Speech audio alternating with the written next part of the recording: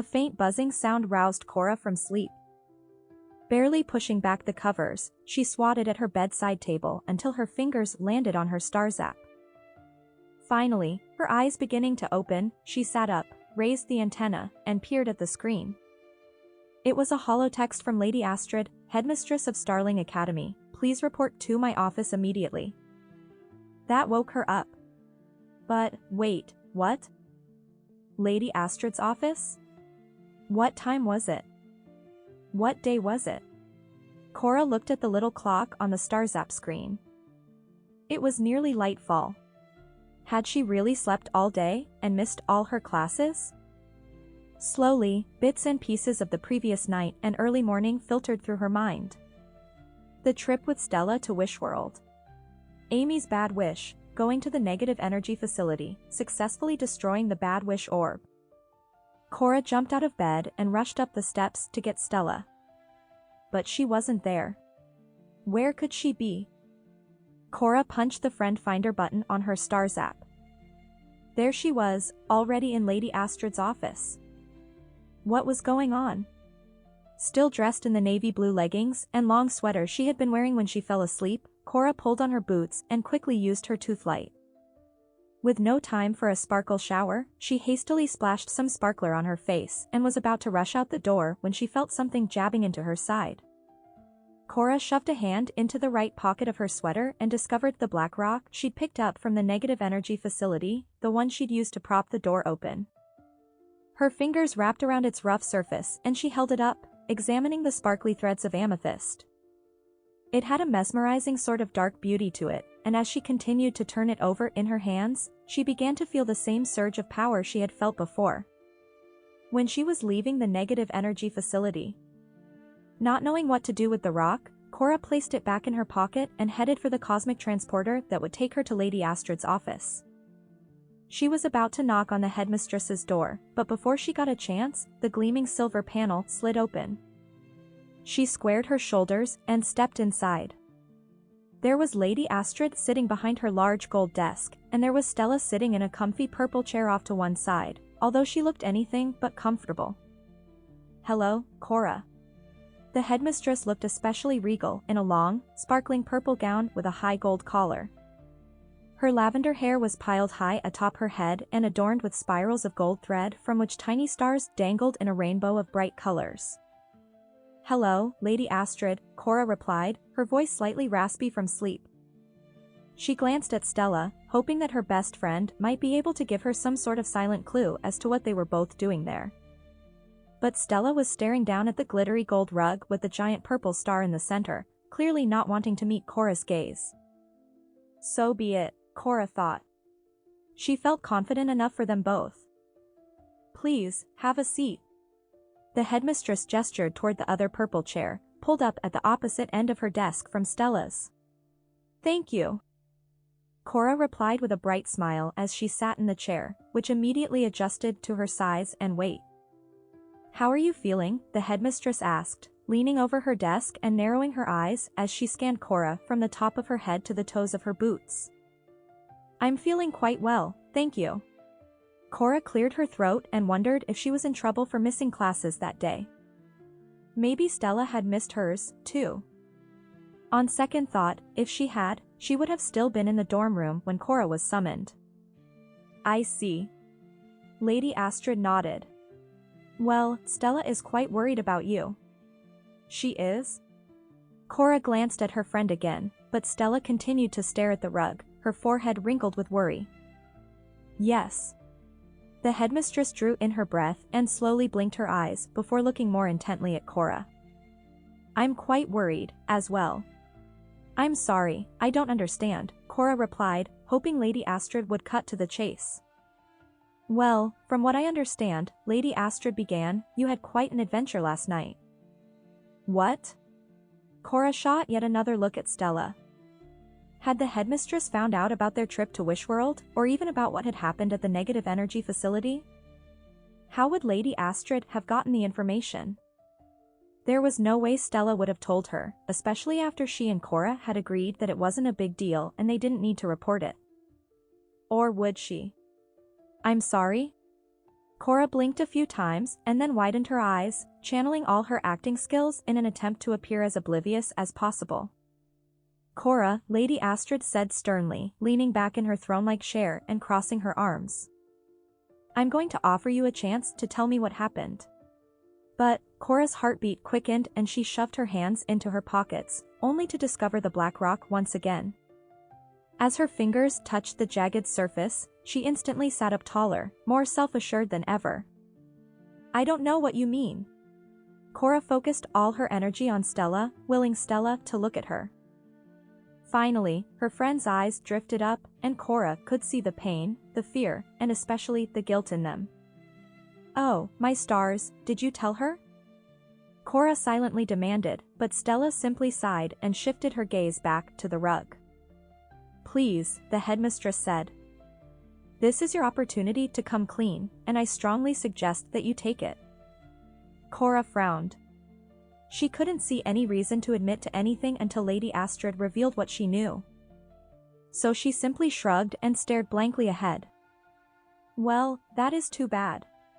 The headmistress wrapped her long, elegant fingers around the golden scepter on her desk and stood up. As she rose, she seemed to grow to 3 times her usual size, while her eyes narrowed so much that they nearly disappeared. Then I suppose I will have to be the one to tell you what happened. Cora nodded and steeled herself as Lady Astrid revealed what she knew, which turned out to be every last detail, from Cora and Stella's sneaking down to Wishworld to their influencing Amy's bad wish. From Cora's going to the negative energy facility to her breaking the bad wish orb and releasing the cloud of negative energy. Each time she recounted a bit of evidence, she waved her scepter, and the gleaming light in her office dimmed ever so slightly while the ground shuddered. Am I missing anything? The headmistress inquired, sinking back into her chair and setting down her scepter when she'd reached the end of Cora and Stella's adventures. In spite of all the charges she appeared to be facing, Cora felt certain she could help Lady Astrid understand that there was no reason to worry. She knew that just as she had convinced Stella that everything would be all right, she could convince the headmistress. After all, it seemed that Stella had made things out to be a bit less noble than they in fact were. When we went to Wishworld, it was with the best possible intentions, Cora began. Stella and I had similar ideas for solving the drought on Starland. And Professor Shannon thought they were so good that she encouraged us to explore them, but we thought instead of doing the research in a practice wish orb, it might be a good idea to try an experiment with real wishlings. Of course. It wasn't the exact reason they had made the journey, but the details were close enough and seemed reasonable and important enough to include. Indeed. Lady Astrid's face softened slightly. Please tell me more about these ideas of yours. Of course, Cora agreed with a nod. We wanted to help encourage wishlings who have given up hope to start making good wishes again. The plan was to explore Wishworld a bit and figure out the best way to get them to believe in themselves, to realize their inner power and potential. If we could get them to do that, we thought it might help to restore the positive energy levels on Starland. The headmistress rose to her feet again and began pacing back and forth along the far wall of her office, which was lined with shelves of old hollow books. Finally, she returned to her chair and looked into Cora's eyes. I do agree with Professor Shannon. Your ideas do have incredible merit and they show tremendous promise. Cora brightened and she looked at Stella, who offered a weak smile in return. But Stella had nothing to worry about. Thanks to Cora's explanation, they were both going to be all right. Cora was certain of it. But not only did you violate Starland's laws of Wishworld visitation, you chose to put yourself and all of Starland in danger, the headmistress added gravely. Cora leaned back, startled by such accusations. But we were trying to find a way to solve the drought, she pointed out. We were trying to help. Understood, Lady Astrid replied. But instead, you may have done the precise opposite, breaking yet another law by tampering with a bad wish orb and releasing negative energy that we may never be able to contain. Cora shook her head and tried not to smirk. She almost felt sorry for the headmistress. Why was she making such a big deal out of something so small? Truly, Lady Astrid, the amount of negative energy that escaped was hardly significant, she insisted.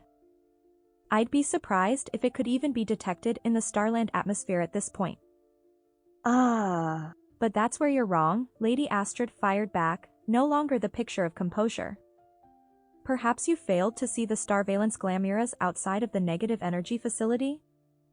Cora widened her eyes and sucked in her breath, searching her mind as she thought back to what the facility had looked like. That was indeed news to her. Was Lady Astrid bluffing?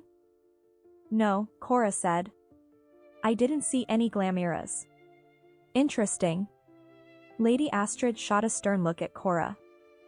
They're all around the entrance, so even if Stella hadn't come to me with the information that she did, the authorities most certainly would have. I see. Cora pressed her lips together but remained unruffled. But were there glamuras inside? Didn't the authorities see that I successfully destroyed the Bad Wish Orb? Lady Astrid shook her head. Because everything on Starland must be powered by positive energy, there is no way to monitor activities inside the negative energy facility, she explained, much to Cora's delight. However, I can assure you that we did see an incredible amount of negative energy escape, a far from insignificant amount. As you claim, and it's going to take quite a lot of effort for the authorities to contain it before it does serious damage to Starland. As bad as the situation seemed, Cora remained certain that the headmistress was blowing things a bit out of proportion.